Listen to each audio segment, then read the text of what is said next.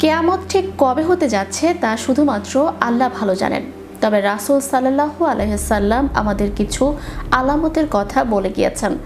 ধীরে ধীরে আমরা এগিয়ে যাচ্ছি কিয়ামতের দিকে, আর একে একে প্রকাশ পেতে শুরু করেছে কিয়ামতের বেশ কিছু আলামত।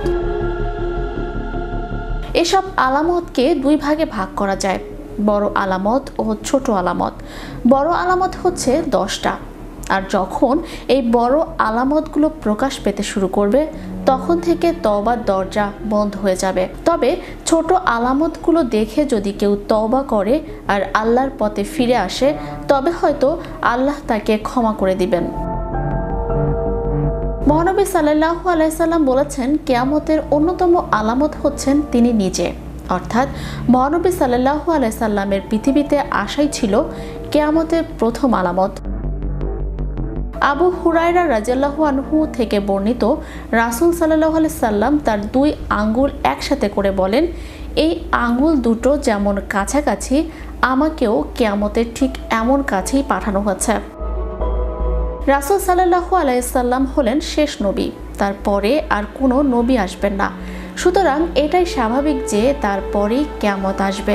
আরও একটা আলামতের কথা মহানবী সাল্লাল্লাহু আলাইহি সাল্লাম বলেছেন, কিয়ামতের আগে তোমরা দেখবে খালি পায়ের বিদুইনরা একে অন্যের সাথে প্রতিযোগিতা করবে কে কত বড় ইমারত তৈরি করতে পারে। অর্থাৎ 70-100 বছর আগেও যে আরবরা প্রচণ্ড অর্থ কষ্টে ছিল তারাই এখন পৃথিবীর সবচেয়ে বড় বড় দালান তৈরি করছে।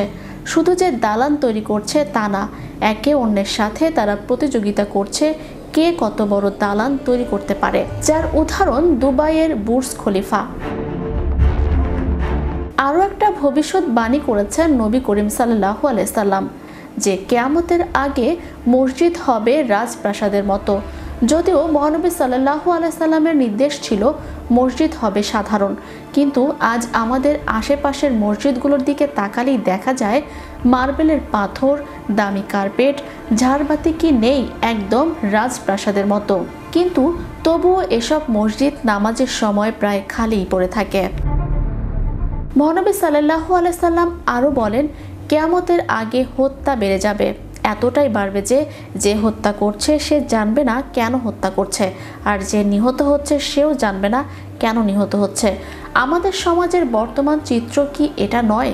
এমন ছোট বড় আরও অনেক আলামত আছে যা মহানবী সাল্লাল্লাহু আলাইহি সাল্লাম 1400 বছর আগেই বলে গেছেন, এবং তা আমরা এখন দেখছি। Channel Europe news desk.